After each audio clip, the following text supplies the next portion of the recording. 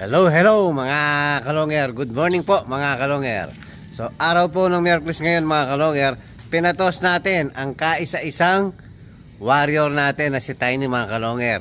Pero pinasabay po natin yung love visitor natin na si African Black Eagle mga kalonger. Titingnan natin kung uuwi ba sa may-ari o uuwi sa atin mga kalonger. So abang na po tayo mga kalonger.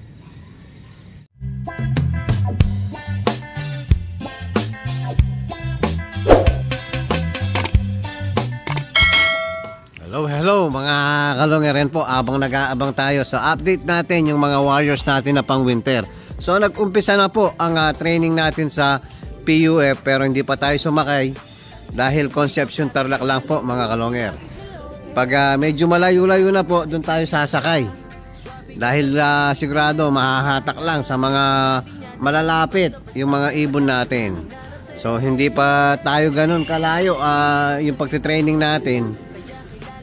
So pag medyo na siguro pag lampas na ng Victoria, pwede na tayo sumakay mga kalonger. So pagdating ni Tiny, palilipa rin natin yung mga warrior natin. Samantala dito mga kalonger, yung bagong tinuturuan natin, yan, nagpakawala tayo ng 5 last 2 days. Kaya lang biglang umulan ng malakas at kumulog. Nataranta po yung mga ibon natin. Lumipad po yung 5 natin. So nawala po yung 5. So kahapon po pagbalik natin, meron tayong bumalik na 3. So yung 2 black check, saan ba sila? Ito nasa loob po. Yung 2 black check at saka 1 red bar mga kalonger. So at least bumabalik pa yung mga nawawala natin. So pag nawalang ganyan mga kalonger, pagbalik sigurado marunong na yun. Dahil halos po 40 hours ang biyahe ng mga natin, palipad-lipad. So nakabalik po yung 3 natin. Sana makabalik pa yung 2 natin. O yan mga kalonger, abang na po tayo. Na-release po ng 6:30. So time check po 7:40 na. Halos parating na po yung mga ibon yan. So abang na mga kalonger. Hello mga kalonger. Ayan po, nandyan na po si Tiny. Nawala, ayan mga kalonger. Hindi ko alam bakit sa bakuran dumada po ngayon. So wala si African Black Eagle. Sana umuwi na diretso dun sa may-ari mga kalonger.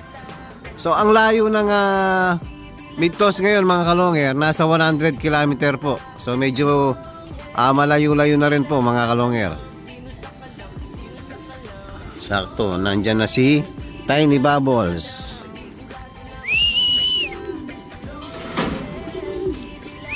Oh, pasok. Pasok. Yun. Oh, pasok Tiny, pasok. Kaisa-isang natira sa 3 warrior natin.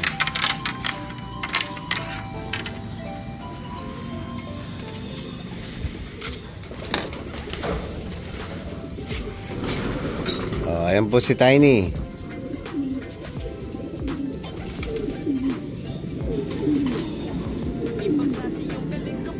Sana makauwi sa may-ari si Black African Eagle.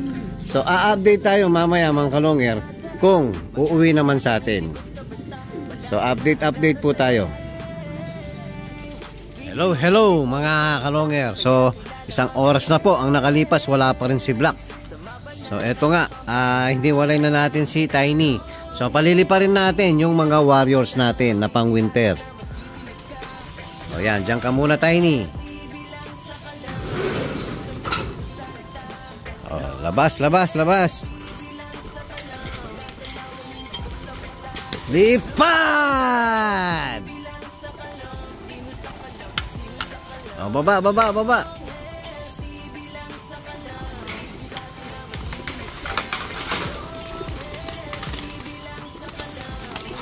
Yun. Pinagsabay-sabay ko na mga kalonger dahil nabawasan na naman yung ibon natin. So tingnan natin kung walang sasalpok.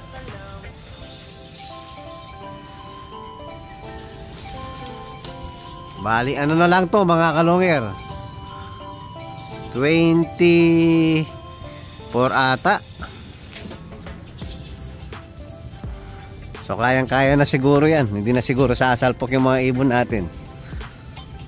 Basta hindi mahangin mga kalonger. Ang problema kasi natin dito, pag sobrang lakas ng hangin, pag pababa na sila, paikot na sa ano natin, paikot na sa mismong loop natin. Yan talagang problema talaga itong mga posting nakapaikot sa atin. Tingnan natin kung makakailan minuto yung mga warriors natin mga kalonger. Hello mga kalonger. Yan po, hapon na po. Itutuloy natin yung video natin kanina. So hinintay natin na bumalik si Black African Eagle. So hindi po siya nakabalik mga kalonger. Ayan, mapapanood naman ng may-ari ng ibon pag napanood yung video natin.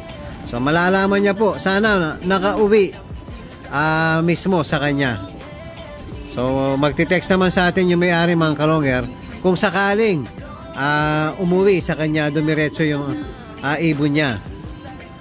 So papakainin na po natin yung mga warriors natin. Paparating na po ang napakalakas na ulan. Ayan o. So umuulan na po gawing bandang Clark. So papalapit na po sa atin yung ulan. Ayan, sobrang lakas ng hangin. Magpapalipad sana tayo.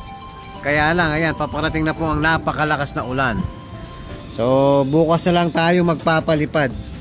So mamaya mga kalonger, meron ulit tos yung mga boys. So papasabay natin ulit si Tiny. So mag-isa na lang si Tiny, di na talaga nadagdagan. Tapos meron tayong bumalik na isa dito sa may gitna, yung nawawala natin last 2 days. Asan ba yung checkered natin? So ayun mga kalonger. So eto, yan, nakabalik po. So papainumin din natin ng B-complex at saka Victory. Sorry mga kalonger. Victory pills mga kalonger. So ito po yung nestmate nung bumalik. Ayan.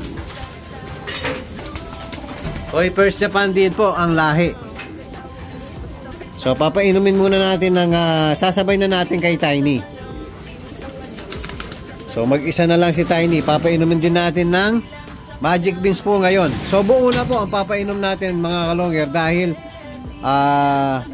almost 400 na po ang Santa Ana.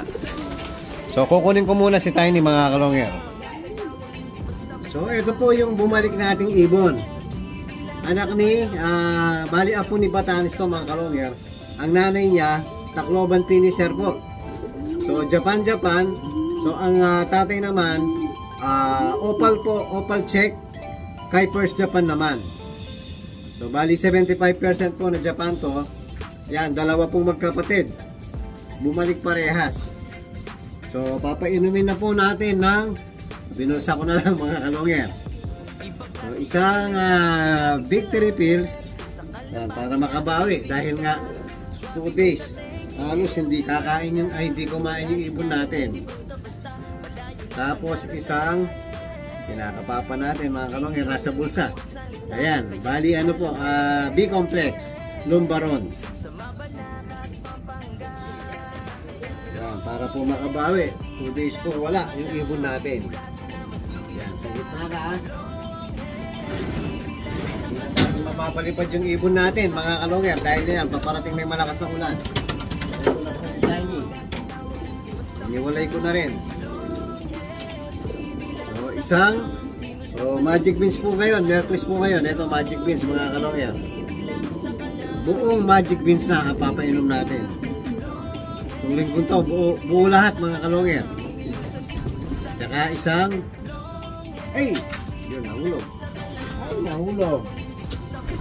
Ayan, kukunin ko muna mga kalonger. Nahulog yung pinapainom natin Victory. So, ito po si Tiny. Yan, napainom na po natin ang Magic Beans. So, harap ka doon. Doon na lang yung matibay na natira. Yan mga kalonger, papakainin na muna natin yung mga warriors natin. Yan mga kalonger, papakainin na muna natin habang umaambon pa lang. Pero doon po, ayan, gawing Clark, napakadilim, napakalakas po ng ulan. Naririnig po natin dito. So, samantalahin natin yung hindi umuulan dito. Habang ambon lang. Ayan, sa labas natin papakainin. So, lagi natin binabantayan si Tiny kung malakas sa kumain. Kasan ba si Tiny? Nawala si Tiny ha. Eto mga kalungir. Ayan, hindi naman po namimili. Malakas kumain.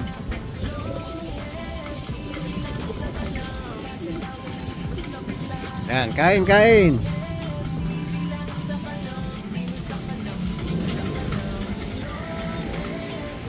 Ayan mga kalungir, after nilang kumain, binigyan natin ng redstone. Tsaka sneaky. Hala, sa loob ko na po pinakain. Ayan na po yung malakas na ulan. Ayan o, ang ingay o. Parating na.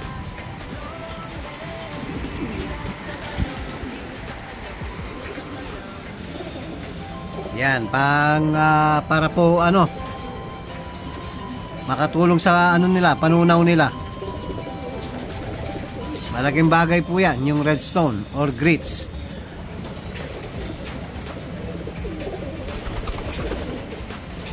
Yan o, gustong gusto nila mga kalongero. Yan mga kalonger, painumin na po natin, plain water lang. Wala na pong bumalik sa dalawa natin galing ng Ilagan. So hindi rin bumalik si Black African Eagle mga kalonger. Siguro dumiretso na sa may-ari mga kalonger.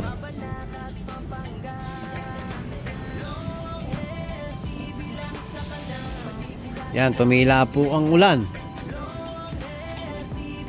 Parang nang asar lang yung ulan mga kalonger oh. Dumaan lang.